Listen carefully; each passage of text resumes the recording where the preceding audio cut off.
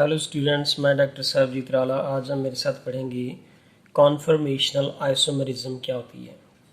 तो कॉन्फर्मेशनल आइसोमेरिज्म पढ़ने से पहले आपको मैं ये बताऊं कि जो कार्बन कार्बन सिंगल बॉन्ड है वो फ्री रोटेशन होती है। अगर मैं ये जनरल मॉलिक्यूल ले लूँ जिसका नाम है ethane, this is called here ethane. तो यहाँ पे carbon carbon single bond is the free rotation.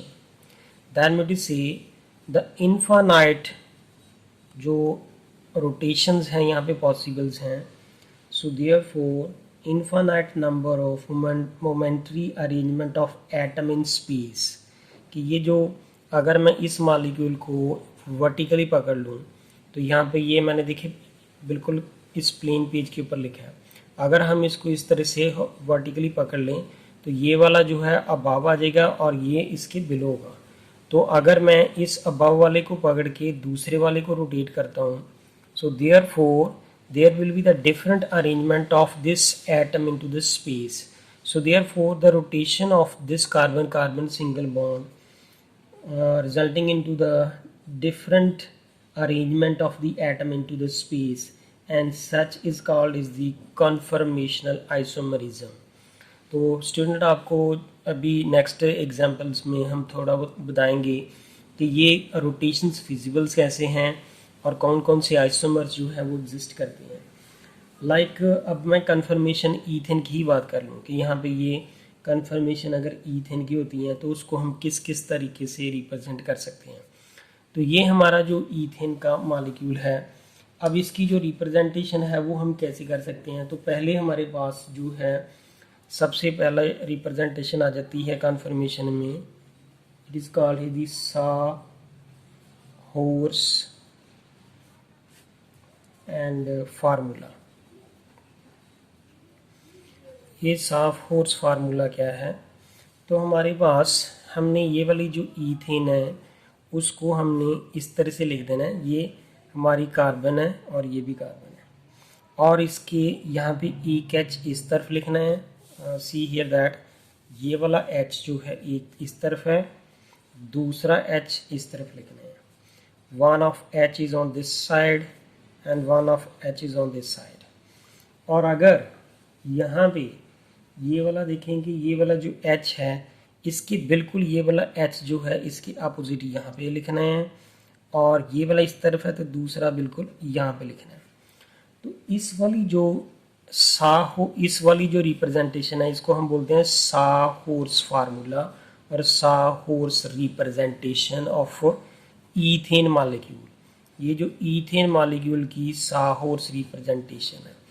और यहाँ पे देखें कि अगर मैं ये बिल्कुल हाइड्रोजन एक दूसरे के अपोजिट दिख रहे हैं, ये बिल्कुल इसके अपोजिट है, ये वाला इसके अपोजिट है, ये वाला इसके अपोजिट है, तो तब हम इसको क्या बोलते हैं, it is called here staggered. तो this is called here staggered conformation. This is the staggered conformation of ethane. So this is the staggered conformation of the ethane.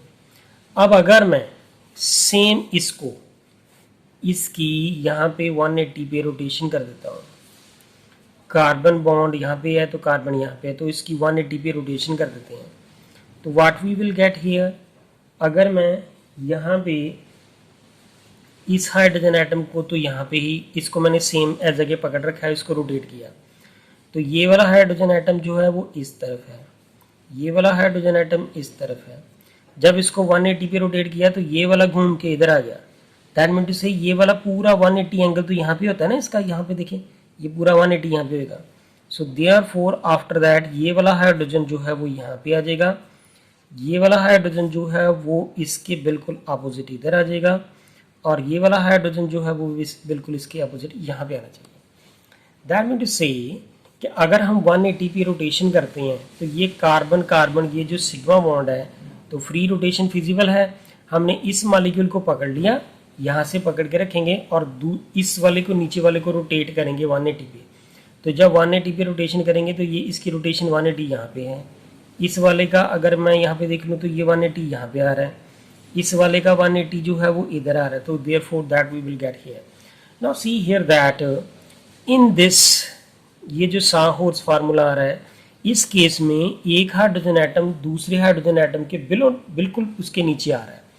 That mean to से कि अगर मैंने इसको, इस वाले मॉलिक्यूल को इस तरह से पकड़ के रख लूँ, जैसे ये पेन है, तो अगर ये वाला जो मॉलिक्यूल है इसको जब हम इस तरह से पकड़ेंगे, इस तरफ लाइक दिस वे, तो इट विल बी अबाव ये H और इसके नीचे ये वाला आएगा। ऊपर से देखने से अगर इस मॉलिक्यूल को हम अबाव द प्लेन से चेक करेंगे तो ये इसकी, इस हाइड्रोजन एटम के बिल्कुल ये हाइड्रोजन नीचे आ रहा है, इस H के नीचे ये H आ रहा है और ये हाइड्रोजन एटम के नीचे यहाँ पे बिल्कुल H आएगा।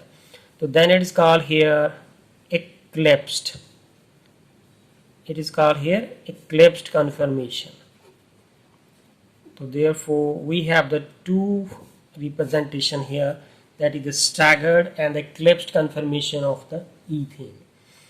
One more example is here. If we have the next representation is the flying wedge representation. It is called here flying wedge representation. तो ये फ्लाइंग वेज रिप्रेजेंटेशन क्या होती है? अब फ्लाइंग वेज रिप्रेजेंटेशन क्या होती है कि मैंने ये वाला जो मॉलिक्यूल यहाँ पे ऊपर लिखे हैं तो उसको मैंने यहाँ पे दोबारा से लिख लेना है कि लेट्स सी कि मैं इस मॉलिक्यूल को इस तरह से लिख लेता हूँ। अब यहाँ पे ये वाला जो हाइड्रोजन एटम है, अगर मैं एक वाले हाइड्रोजन एटम को यहाँ पे डार्क वेज शो कर रहा हूँ, ये वाला डार्क वेज, ये वाला दिस वन, और एक हाइड्रोजन एटम को इस तरह से शो कर रहा हूँ डॉटेड वेज, और एक को सिंपल लाइन। इसी तरह से यहाँ पे ये दूसरा हाइड्रोजन एटम है, तो ये वाला जो हाइड्रोजन एटम है ये डार्क वेज है, और ये वाला हाइड्रोजन एटम जो है वो इस तरफ लिख दिया मैंने, और ये हाइड्रोजन एटम जो है वो मैंने डॉटेड वेज इंडिकेट कर दिया। अब फ्लाइंग, इस वाली रिप्रेजेंटेशन को कहते हैं फ्लाइंग वेज रिप्रेजेंटेशन। अब ये फ्लाइंग वेज रिप्रेजेंटेशन क्या शो कर रही है कि यहाँ पे एक कार्बन है और यहाँ पे भी कार्बन है, कार्बन के साथ यहाँ पे 3 मिथाइल लगे हैं, यहाँ पे भी 3 लगे हैं। ये वाला जो डार्क वेज शो इंडिकेट कर रहा है कि ये वाला जो हाइड्रोजन एटम है ये अबव द प्लेन है और टुवार्ड अस है, जो टुवार्ड मी है, जो मॉलिक्यूल है जो ऑब्जर्वर है, तो this hydrogen atom is toward the observer, जो उसको ऑब्जर्व कर रहा है।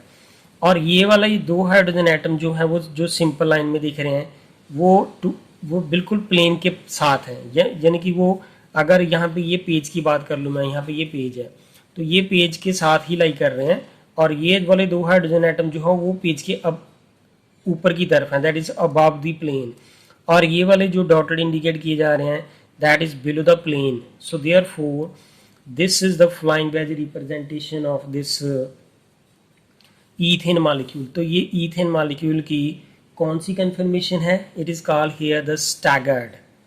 It is called the staggered conformation. Staggered conformation जो है हमने अभी पढ़ी थी, उस केस में भी था कि ये हाइड्रोजन और ये हाइड्रोजन एक दूसरे के अपोजिट हैं, ये वाला प्लेन और ये वाला प्लेन भी एक दूसरे के अपोजिट है, ये वाला डॉटेड और ये वाला डॉटेड भी एक दूसरे के अपोजिट है, then it's called here staggered conformation. अब आ गया कि एक्लिप्स्ड कन्फर्मेशन क्या होती है। अब आया कि मैंने कार्बन को यहाँ पे ऐसे लिख दिया ये वाला, तो अब क्या होगा कि ये वाला हाइड्रोजन एटम जो है वो हमने डॉटेड इंडिकेट किया, ये वाला हाइड्रोजन एटम भी जो है वो डॉटेड इंडिकेट किया, और ये वाला जो है ये वाला बिल्कुल यहाँ पे शो करना है मुझे, और इस वाले को भी यहाँ पे शो करना है, ये वाला हाइड्रोजन और ये वाला हाइड्रोजन, और ये सिंपल है दिस वन। तो ये वाला मॉलिक्यूल के अंदर आप देखें कि ये वाली जो ये बिलो द प्लेन है और ये भी बिलो द प्लेन है। अगर इस मॉलिक्यूल को हम वर्टिकली होल्ड करके देखें तो इस वाले H के नीचे ये वाला H आएगा, इस H के नीचे ये वाला H आएगा, और ये H के नीचे ये वाला H आ रहा है। दैट मीन टू से कि ये वाली कौन सी कन्फर्मेशन शो होगी हमारे पास, there is called here eclipsed conformation.